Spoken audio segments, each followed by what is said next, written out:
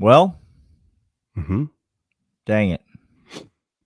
Sure. You are Locked On Bulldogs, your daily podcast on the Georgia Bulldogs, part of the Locked On Podcast Network. Your team every day.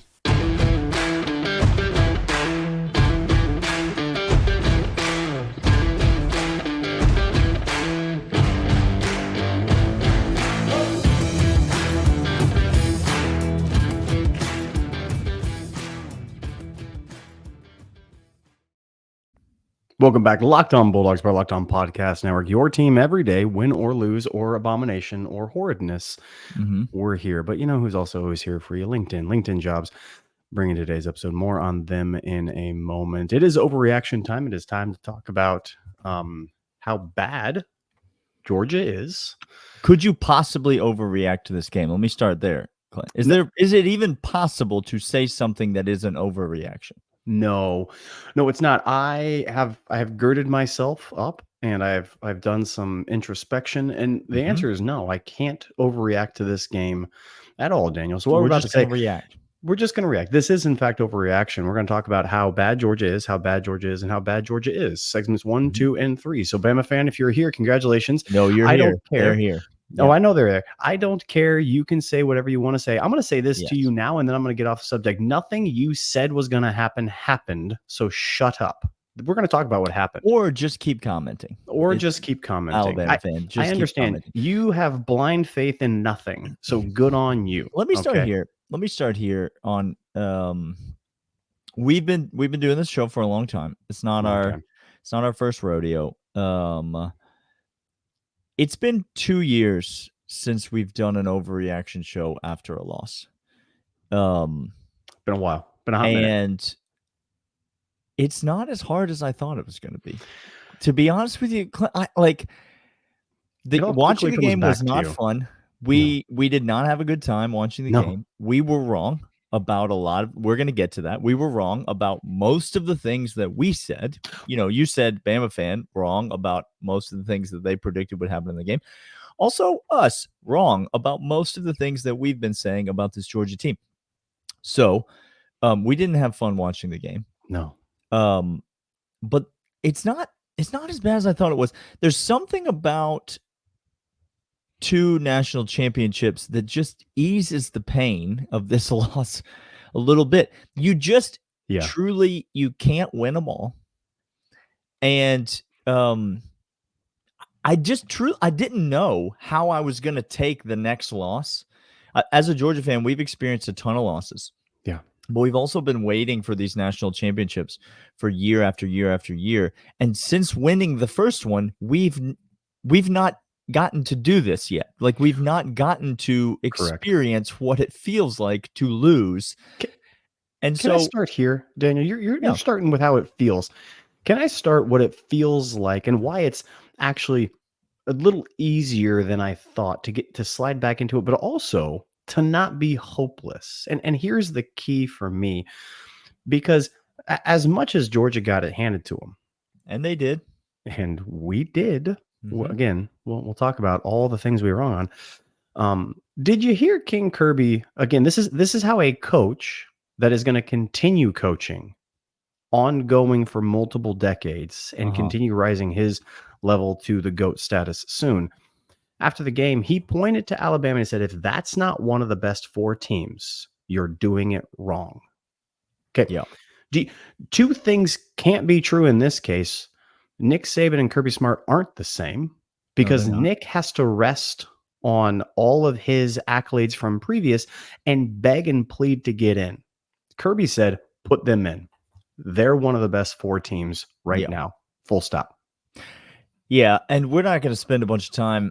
As we record this, Florida State and Louisville are currently tied 3-3. We're not going to spend a lot of time talking about that game. We're not going to speculate about whether or not Alabama's going to get into the playoff. But let me say this. I've been saying it all along, but I need to say it here on Saturday night. We're going to get into the game. We're going to talk about the Georgia offense. We're going to talk about the Georgia defense. We're going to talk about the Alabama offense and defense and all that. Georgia's not getting into this playoff, Georgia fan. In no way, shape, or form, or fashion. There is no world. There is no scenario. Do not watch the show. Do not wait to check Twitter to see what happens. Stop. We're not getting into the playoff. And you know what? Are we one of the 4 best teams in the country? Maybe. Do we deserve to be in that playoff? In no way. I've come to this agreement. Bulldogs deserve to be in the college football playoff? In no way. I've come to this understanding because I'm going to do something that I heard halftime. We're not speculating again. Florida State, the argument is, well, you can't let Florida State in without their quarterback, the player in. Well, if that's the case, then Georgia shouldn't have gotten win, lose, or draw because we are losing JDJ, our quarterback on defense, wasn't out there for this game, and led to a vast majority of our problems against Alabama. The same argument, we shouldn't have gotten in either. It's just a stupid argument. Stop doing it. We don't deserve to get in. And that's it. No. We didn't win the SEC championship. We should have won. We didn't, and we don't deserve to be in the playoff. No, we didn't. And the unit that let us down in this game, Clint. It ain't the Georgia defense. As much as I want to get on here and absolutely destroy this Georgia defense that I have actively hated all year. Okay. As much as I want to do that. I was wondering how your reaction to this was going to be, Daniel, because I thought the defense had major lapses. But all things considered, it was not. Was not the defense that let us down. We're going to talk about the offense and how they let us down right after this. But first, we're going to talk about LinkedIn. LinkedIn jobs. LinkedIn.com/LockedOnCollege is where you need to go post your job for free. Maybe you're looking for a new offensive coordinator who decided that twice running toss into the boundary was a good idea in crucial situations. I don't know. Put that on your resume, Mike Bobo. LinkedIn jobs. LinkedIn.com/LockedOnCollege. Guess what? They're going to get you the right person, the right fit for your team without these ludicrous questions, without having to field stupid interview. Don't trust yourself to try to gut react all the way through. Instead, get network solutions, millions and millions of people. Right now, you can post your job for free. LinkedIn.com/LockedOnCollege. Post your job for free. Look, if you're looking to have a job, go on there. It's fantastic. Hiring process is easy, simple. Millions of network connections to find the right person, the right fit for your team, or for you to find the right team. LinkedIn.com/LockedOnCollege. Post your job for free. I need to start here. We have been elevating Mike Bobo's status for a large portion of this year. Beginning of the season was not. Middle of the season to the end, fantastic. SEC championship game, mixed at best is what I'm going to give Mike Bobo. Mixed. He had some good play designs over the middle. Carson Beck found some receivers, did some reads, got it going. However, Mike Bobo slipped into old habits real quick, Daniel, when pressure was on. 2 times. Toss, sweep into the boundary where Dejon How many Edwards, 3rd and 2s did we not convert tonight? 3rd and 2, we couldn't get the first down. We were fine on 3rd down a couple times. Alabama was not good on 3rd down. It was actually quite remarkable. This is one of the things we said was going to happen, and it did happen, and it turned out not to matter. It didn't matter. Alabama was not good on 3rd down. We were okay on 3rd down, but yet again, a number of times we should have converted short yardage 3rd down, but did not because of partly, not totally, partly because of Mike Bobo's play calling. Yeah, and I'm going to say partly, yes, Mike Bobo, partly the offensive line, but I want to. We should, before we get too far into this, before we get too deep into this, we've said we should start here, like for the last 7 things that we've said. So I think at some point we've already started. Before we get too deep into this, congratulations to Alabama. Kudos to Alabama. They were better than Georgia tonight. 1,000%. They were the better football team. They had a plan. They executed their plan, and their defense rose to the occasion. Big time. And did what we did not think that they would be able to do. That secondary, for the most part, shut down this Georgia receiving core. They were tremendous tonight. And that defensive front absolutely bullied our offensive line after midway through the first quarter. Yes, I was going to say, initial surge was there. Yeah, but after that, it looked like, and I get Amarius Mims went down. Don't talk to me about that, Georgia fans. I'm just not going to do it. I'm not going to do it with the We dealt refs. with I'm not that going to all. do it with No, the injuries. no. Do you know who Nope. I'm not? An Alabama fan. There it is. I'm a guy that says Alabama was better than Georgia, and that's why they won the game. Kudos Full to stop. them. Georgia got bullied on the offensive line, and Georgia got played in the secondary. Alabama's secondary, absolutely. They played them tonight. Carson Beck looked uncomfortable. Yes. He could have thrown 3 picks tonight that I counted. He Drops. didn't end up throwing any. He threw to just some straight drops picks. Like, he did not look good. Even even some of the throws that he made just were into tight windows, like Yes. could have gone horribly wrong. Overthrew some guys. Just did not ever look like he made some good throws and he led some drives. And obviously, some of that stuff he did in the fourth quarter was really nice and gave us a chance there at the end. Absolutely. But overall, Carson Beck did not look good. Mike Bobo did not call a great game. The offensive line did not look great. I thought Kendall Milton looked pretty good. Very Brock good. did not look good. No. Ladd did not look good. Nope. We did not get other guys like Dylan Bell involved nearly enough. And so there's plenty of blame to go around. But I just want to this is what I've been saying all year, Clint. And I don't relish being right. No. At all.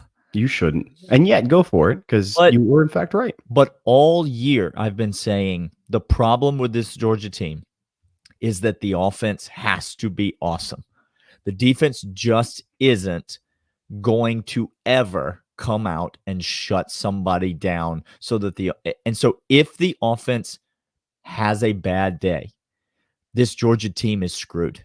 They just are. And we think the defense played pretty decent. And guess what? It wasn't a great day for the Georgia defense. They gave up a bunch of points to an Alabama team that just doesn't have a ton going for it offensively. No. And so if I'm the rest of again, looking at Alabama bullied us up front. Again, hear me say that. Yeah. But on the face of it, their offense is not good because our defense is not good because our inside linebackers got lost every single play. There was misdirection continually. The inside linebackers were out of position. Wide open guys just literally sucked in.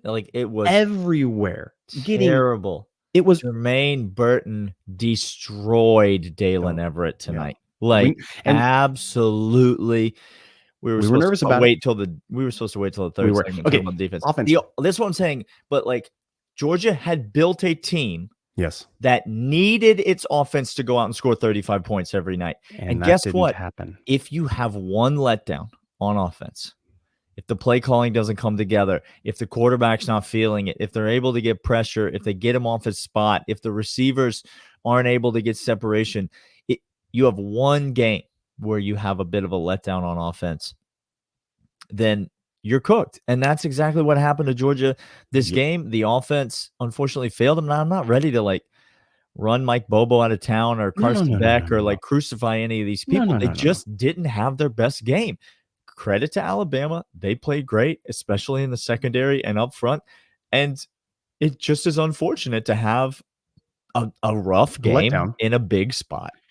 That's what it comes down to. This offensive line played well enough in the first quarter and then began waning. You came out in the second half and out that stupid fumble that happened with, again, this is another play call that I think was absolutely ridiculous. That's what I'm saying right there. That reverse toss sweep to Dylan Bell should not have happened in that situation. That's inexcusable to call that play in that situation. It's inexcusable to have the play called and then not actually perform and execute well, both of which again, this is not saying, hey, offense, you're the worst. It's just in those situations that can't happen that way. And it did. And all of a sudden we give a field goal up there. Okay. We miss a field goal. These are the little things that Daniel's talking about. Without the offense being the best in the nation, we're toast. And we have had the experience before where if we gave up that fumble, we would typically say Don't worry. Fear Yeah. not. And guess We're what the gonna blow up- defense did? They rose up. Alabama gained 1 yard after that fumble and kicked a field goal. Like the defense, that's what we're They did their saying. The job. defense played well enough. They did their job. They came out in the Yes, they second did half. their job. And then you got to They the end of the held game. Alabama to below the average point total for the season. Our offense was well below. And what we said was our offense is averaging 40 points a game. We said, can Alabama hold us under 30? Well, Alabama held us significantly under 30. So they did. Absolutely. We're going to come back after this, talk about that defense. But first to this. And this is FanDuel, FanDuel.com/lockedon. Make every moment more. It's the official Locked On podcast and Locked On Bulldogs sportsbook. We made some money and then we lost a whole bunch of money. And assuming you have money left in your account, FanDuel is the place to bet with it. And right now, Daniel, maybe. Or maybe you want to go take advantage of all those options they have for a deposit. There you go. Deposit match guaranteed up to $150. They're going to give you, and go ahead and make a bet $5 more, $150 right to you in your new account. FanDuel.com/locked on. Make every moment more. Only place that Daniel and I trust. They're safe. They're reliable. They're quick with payouts. They have all the lines, everything going into the bowl game season that now we are a part of. Yay. Let's talk about that. Let's talk about betting. Woo, bowl games. Is Tulane still open? No. Okay, great. Let's play them. That's fantastic. FanDuel.com. They are the place to go. Get in on the action. Make every moment more. FanDuel.com/locked on. All right. The offense. Georgia got whipped by the come Alabama defense. Absolutely bullied. And then Ernest Green picked a heck of a time to play his worst game. You flip over. Yeah, I mean, but again, Ernest Green hasn't seen an edge pass rusher like he saw in this game. Alabama's defense was good. They played great. They've got great players, and they beat us. They absolutely beat us. Thought we were going to beat them. That's why we spoke confidently on the podcast, because we thought that Georgia was going to win, and we were incorrect about that. Wrong. Look at defense. Let's talk about the Georgia defense. Gosh, what a! I mean, it's you want to talk about this game on the Georgia defense. That's fine, sure. But really, you don't even have to talk about this game because it's the same recipe whole season. It's the same thing that happened every single game that we were down and we had to claw our way back into. The same script here. Javon Bullard. If I'm looking to go into the draft process, I am begging somebody to delete all footage of this game from what I want to go. He face planted trying to come up on a tackle in the alley against Milroe that would have stopped a drive and given us a shot. Just abjectly, without provocation, face planted onto the ground and whiffed.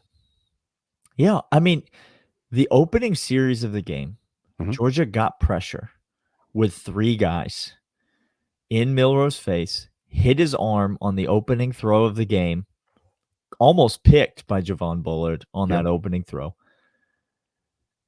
And that was the last time Georgia got pressure with 3 guys.